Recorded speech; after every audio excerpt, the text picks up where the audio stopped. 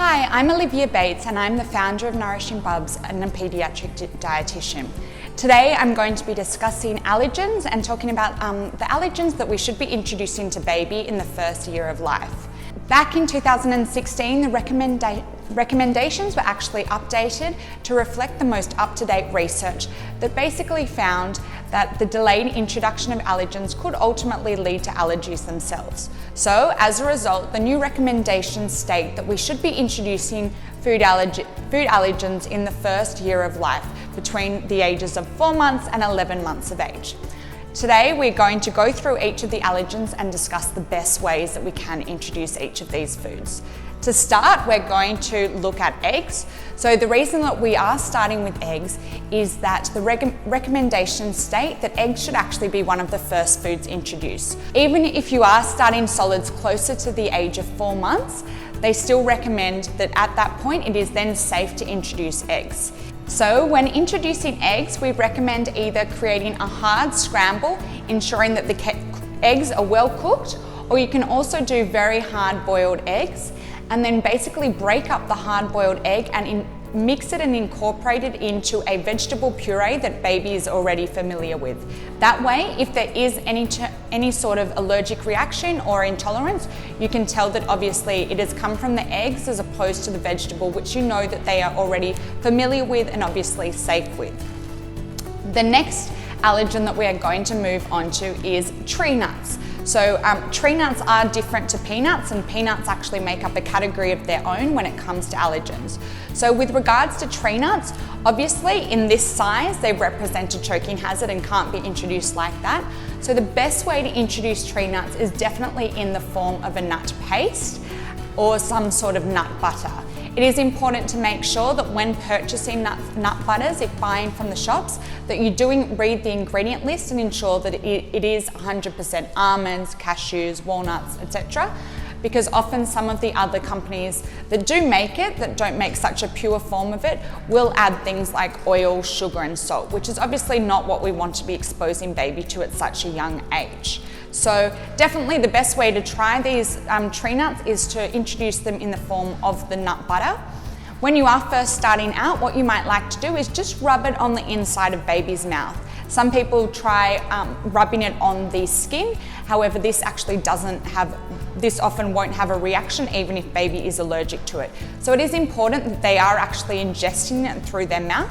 So start off by rubbing a little bit on the inner side of their mouth and seeing if there is any form of reaction. Obviously, when we're looking for reactions, we're looking for things like redness, rashes, hives, and then obviously in severe cases, you can notice strong difficulty breathing and swelling and welts.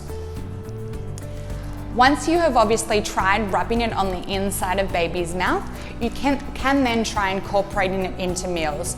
So things like mixing it into porridge and putting it on a spoon for baby to suck on can be ways to expose them to it on a regular basis. Now we're going to move on to peanuts, and really obviously the same rules apply to peanuts as apply to tree nuts. So we would recommend you first rub a little bit onto the inside of their mouth and watch for any reactions, and then you can start to incorporate it into things like porridge in the morning, cereals in the morning, and sucking off a spoon, etc. Obviously as they start to get a little bit older, you might like to make little sandwiches out of it as well. Now we are going to move on to shellfish. So obviously I've used prawns here. Often prawns are not the first thing you might introduce, the reason being, one, obviously they're quite expensive, but two, they can be quite hard to puree. So things like crab and lobster might be a little bit easier to offer and puree for them. What you will do again is basically get some cooked, whether it's prawn, crab or lobster meat, and then mix it into, again, a vegetable puree that baby is already familiar with, and just puree it again to make sure that it is a smooth puree, especially in those early days of exposure to solids when they are only used to smooth purees. The next food we are going to move to is fish. So obviously I've used salmon in this example, but this does apply to all fish, and fish does represent another one of the allergens. Again, similar obviously to the prawns.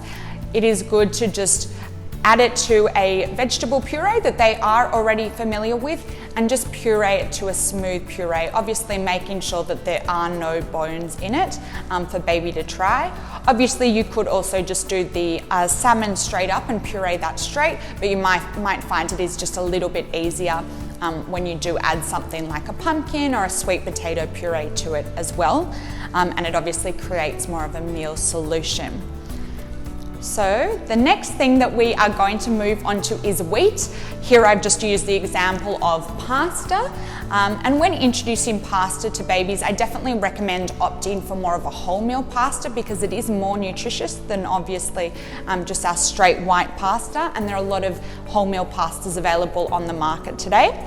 Obviously when we talk about wheat is in many foods that we will be exposing baby to during their child years and obviously as they grow up. So we find wheat in things like pasta, bread, biscuits, cakes, crackers, and things that you might not even think of. So it is important to always be reading labels, particularly if your child does develop an allergy to wheat. But obviously when it comes to things like pasta, what you would do is cook the pasta as usual and then again just puree it up into a puree form. Again, you might like to add something like a vegetable puree just so that it can be a little bit more palatable and taste a little bit more interesting than simply just the pasta by itself. If you were going to offer something like bread, obviously they can definitely just suck on the bread and it will ultimately disintegrate. Now we are going to move on to milk, and so we're talking about full cream cow's milk. And so basically full cream cow's milk, it's actually the milk protein that can be the allergy for babies. This is one that we find babies will often grow out of by the age of 2, but this will require dealing with an allergist in particular to work on hopefully getting them to grow out of this. So in terms of a cow's milk protein allergy, if you do find that your child is allergic to breast milk or the natural formula that you are giving them, you might need to look at putting them onto an alternative formula, and this is something that will definitely be guided by your pediatrician or your GP. Obviously though, cow's milk is not just found in exposure to things like the formula or the breast milk. Cow's milk also is obviously in things like yogurt and cheese, which are things that we would ultimately like to start exposing baby to.